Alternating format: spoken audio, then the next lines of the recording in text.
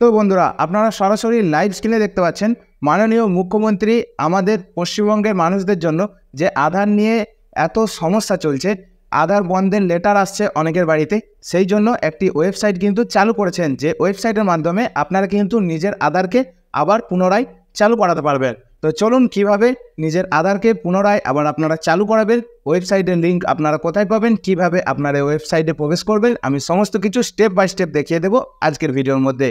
ভিডিওটি কেউ স্কিপ না করে প্রথম থেকে শেষ পর্যন্ত দেখতে থাকুন। আজকের ভিডিওটি খুবই গুরুত্বপূর্ণ হতে চলেছে আপনাদের জন্য। ভিডিওটি শুরু করার আগে পরিচয় করিয়ে দিই, আমি বিবেক আর আপনারা দেখছেন টেকনিক্যাল বিবেক ইউটিউব চ্যানেল। চলুন বন্ধুরা, শুরু করা যাক। সরাসরি লাইভ স্ক্রিনে রাজ্যের আধার সমস্যার portal government of West Bengal, এটি কিন্তু গভর্নমেন্ট অফ ওয়েস্ট বেঙ্গল অর্থাৎ এটি কিন্তু রাজ্যের পোর্টাল। মাননীয় মুখ্যমন্ত্রী এই পোর্টাল তৈরি করেছেন সাধারণ মানুষের সুবিধার্থে। তো এই পোর্টালে আমরা কী ফর্ম আমাদেরকে ফিল আপ করতে হবে, তো আপনারা এই পোর্টালে আসার জন্য আমার ডেসক্রিপশন বক্সে এই পোর্টালের লিঙ্ক দেওয়া থাকবে। সরাসরি আপনারা ডেসক্রিপশন বক্স থেকে এই লিঙ্কে ভিজিট করে আপনারা কিন্তু এই ওয়েবসাইটের মধ্যে প্রবেশ করতে পারবেন। তো চলুন আমরা স্টেপ বাই স্টেপ দেখে নিই। দেখুন, আমরা একটু নিচের দিকে স্ক্রল ডাউন করছি। স্ক্রল ডাউন করার পর এখানে কি দেখাচ্ছে, রাজ্যের আধার সমস্যার পোর্টাল পশ্চিমবঙ্গ সরকার।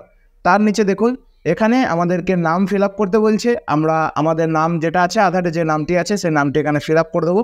কিন্তু এটি সবার জন্য না, যাদের আধার বন্ধের লেটার বাড়িতে এসেছে শুধুমাত্র এই ওয়েবসাইটটি তাদের জন্য কার্যকরী হবে। দেখুন, তার নিচে আছে ডিস্ট্রিক্ট অর্থাৎ জেলা। জেলা এখানে আমাদেরকে দিতে বলেছে। এখানে আমরা জেলা, যেমন আমরা এখান থেকে পূর্ব বর্ধমান, সেরকম আমি পূর্ব বর্ধমান এখান থেকে চুজ করে নেব।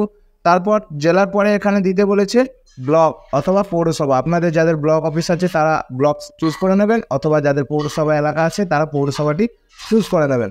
চুজ করে নেওয়ার পর এখানে আপনাদেরকে দিতে হবে আধার নাম্বার। আপনারা এখানে 12 ডিজিটের যে আধার নাম্বার আপনার আছে সেই কার্ডের আপনি নাম্বারটি, 12 ডিজিটের আধার নাম্বারটি এই বাক্সের মধ্যে ফিল আপ করে দেবেন। তারপর আপনার আধারে যে ঠিকানা আছে, ফুল অ্যাড্রেস যেটি আছে, ফুল অ্যাড্রেস আপনি এখানে ফিল আপ করবেন। ফিল আপ করার পর আপনার এরিয়া পিনকোড, এরিয়ার যে পিনকোড রয়েছে সেই পিনকোড আপনি এখানে ফিল আপ করে নেবেন। ফিল আপ করার পর এখানে দিচ্ছে ভোটার কার্ড নম্বর। আপনার ভোটার কার্ড নাম্বার আপনি দিতেও পারেন অথবা নাও দিতে পারেন, এটিতে কোনো ম্যাটার না।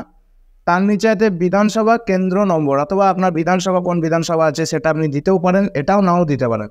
এখানে বুথ নাম্বারটা আপনি যদি জানা থাকে তাহলে দিয়ে দেবেন, অথবা নাও দিলেও কিন্তু কোনো অসুবিধা নেই। তার নিচে দেখুন, এখানে এটা একটা খুব ভাইটাল অপশন, এটা কিন্তু আপনাকে করতেই হবে। দেখুন, আপলোড আধার ডিঅ্যাক্টিভেশন লেটার। দেখুন, আধার নিষ্ক্রিয়করণ চিঠি আপলোড করুন। মানে আপনার বাড়িতে যে আধারের নিষ্ক্রিয়করণের যে চিঠি এসেছে সেই চিঠি কিন্তু আপনাকে সঠিকভাবে ছবি তুলে পিডিএফ আকারে সেটাকে কিন্তু আপলোড করতে হবে। আপনারা যদি কীভাবে পিডিএফ করবেন সেটি যদি বুঝতে না পারেন, আপনারা এই রিলেটেড ইউটিউবে অনেক ভিডিও পেয়ে যাবেন, অথবা গুগলের মধ্যে আপনারা যদি সার্চ করেন আই লাভ পিডিএফ বলে একটি ওয়েবসাইট আছে, সেখান থেকে আপনারা ইমেজ থেকে পিডিএফে কনভার্ট করে নিতে পারেন। সেখানে কনভার্ট করে আপনারা এই ওয়েবসাইটের মধ্যে এসে আপনি কিন্তু আপলোড করে দিতে পারেন। তারপর এখানে আপনার মন্তব্য কিছু লিখলেন। আপনার মনে যদি কোনো মন্তব্য থাকে যে কেন আমার আধারটি ডিঅ্যাক্টিভেট করা হলো, সেই মন্তব্য আপনার লিখলেন। লেখার পর আপনার যে মোবাইল নাম্বারটি ভ্যালিড, অথবা আধারের সাথে যে মোবাইল নাম্বারটি আপনার লিঙ্ক করা ছিল সেই নাম্বারটি দিয়ে আপনি এখানে গেট ওটিপি অপশনের ওপর ক্লিক করবেন। ক্লিক করার সাথে সাথে আপনার সামনে একটি ওটিপি চলে আসবে। ওটিপি আসার পর আপনি ওটিপিটি ফিল আপ করবেন। ফিল আপ করার পর এখানে দেখুন নিচের দিকে সাবমিট বাটন, তো এই সাবমিট বাটনে আপনি প্রেস করে দেবেন। তাহলে কিন্তু আপনার ফর্মটি ফিল আপ হয়ে যাবে। তো আপনার ফর্মটি যখনই সাকসেসফুলভাবে জমা পড়ে গেল, তারপর কিন্তু রাজ্য সরকারের তরফ থেকে এটিকে ভেরিফাই করা হবে, কেন আপনার বাড়িতে লেটার এলো, কী সমস্যা আপনার ছিল। তারপর কিন্তু আপনার আধার কার্ডটি পুনরায় আবার সুরক্ষিতভাবে চালু করে দেওয়া হবে। তো বন্ধুরা, আজকের ভিডিওটি এই পর্যন্তই। ভিডিওটি ভালো লাগলে অবশ্যই একটি লাইক করবেন, আর চ্যানেলের মধ্যে যারা নতুন ভিজিট করেছেন অবশ্যই চ্যানেলটিকে এক্ষুনি সাবস্ক্রাইব করে নিন, কারণ এরকম ধরনের নিত্য নতুন আপডেট প্রতিনিয়ত আমরাই আপনাদের কাছে পৌঁছে দিই। ফেসবুক পেজ থেকে যারা ভিডিওটি দেখছেন পেজটিকে ফলো করতে ভুলবেন না। দেখা হচ্ছে পরের কোনো নতুন আপডেট নিয়ে। সেই পর্যন্ত ভালো থাকবেন, সুস্থ থাকবেন।